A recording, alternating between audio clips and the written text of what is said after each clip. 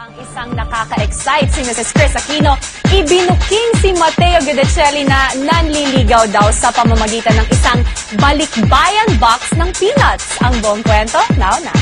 Chris Aquino, ibinuking ang panunuyo ni Mateo Guidicelli sa isang young actress.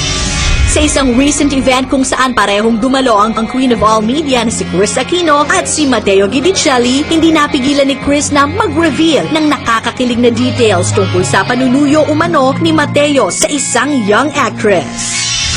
I have a trivia about Mateo para lalo kayong ma-in-love sa kanya.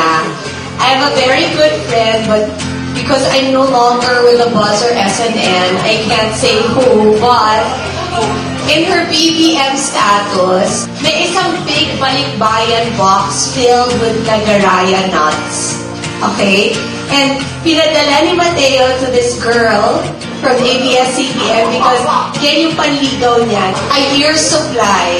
So, hindi lang siya magaling kumanta, ang galing pa manligaw. Siyempre, hindi pinalampas ng SNN ang chance para ma-corner si Mateo and ask about the lucky girl's identity. Bigay ako na, pero secret muna. Si Mama ba? Hindi. Basta pa. Hindi ko dininay. Respeto ko lang sa babae. Baka basta sa ABS din. Sa Star Magic din. Bakit Nagaraya? Kasi isang taping namin, nakita ko siya kumain ng Nagaraya. Nasabi niya na paborito niya. Si Maha nga to kasi taping. Baka. Kung sasabihin ni Miss Chris, sasabihin ko na. Dapat masayo na mga. Sige na, secret lang natin. Kami lang nakakaalam. SNN lang. Si Maha ba? Sige, yes. Si Mateo, halatang kinikilig din while he shared ang reason ng pagbigay ng favorite food ni Maha. Bilang thank you sa lahat sa taping namin kasi alam ko paborito siya yung Nagaraya sa kanya. So, bilang thank you na babait siya, na supportive siya sa akin. Anong reaction niya nung na-receive? Wala lang. Nag-thank you sa kanya. Nag-thank you siya sa akin. Yun lang. Sabi ko, thank you din sa, So, Chris kanina panliligaw. Makakalan siya panliligaw pero hindi po. As a friendship lang. Friendship. Thank you. Yun lang.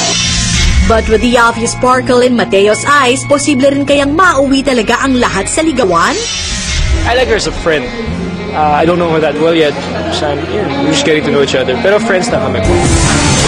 I like her. We're friends. I don't know where it's gonna go, where it's gonna lead us. Pero, cracker nuts. I like her as a friend. Bigyan isang balikbayan box ng nuts. Parang... At Madge, kung nanonood ka, magpadala ka dito ng ilan. Marami yan. Okay? Cute! Mateo, go for it. Bagay sila.